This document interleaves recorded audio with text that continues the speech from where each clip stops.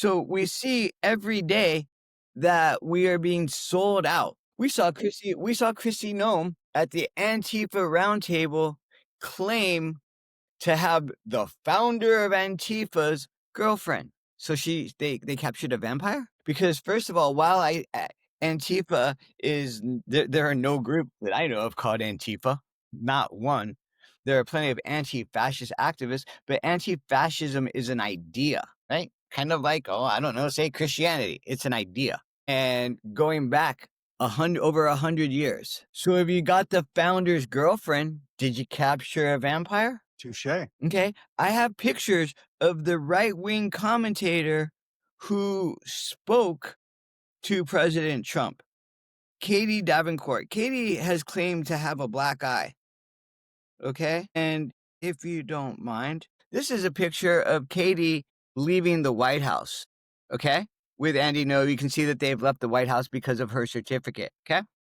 And I'm going to hold on here. Let me zoom in. Katie supposedly got a black eye from somebody who supposedly entitled themselves Antifa. I don't see a black eye there, okay? But yet, mere minutes before, oh no, it's this way. Mere minutes before, she's speaking to the president Huh. Jeez. with a doctored eye. So these Yes. people that believe this bullshit, excuse my French again, that there's some group named Antifa. I just showed you how this woman doctored her eye to go to the president and talk about a big, bad, mythical boogeyman that does not exist, that he is going to use as a pretext to crack down on everyday working Americans. Yeah, I mean that is definitely the slippery slope I feel like we're on for sure. This president wanted to applaud Apple building a factory in America. We didn't ask any questions. Who's going to staff that factory? Is Apple going to hire Americans who need jobs at a decent rate of pay? Union jobs that are going to help live our lives? Or is it going to be a factory of robots that run 24/7, that don't have health insurance costs, that don't have overtime costs? Fair enough.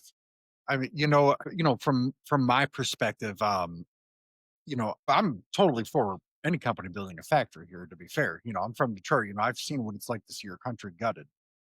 That's and the one thing where I can say about a gajillion percent that I do stand with the president on, where I know not everybody does, is the tariffs on China. And I'll say this in particular why. Do I know that it can possibly raise prices in certain areas with certain things? Yes. But I've also seen the cost of going, well, we don't want to pay a higher price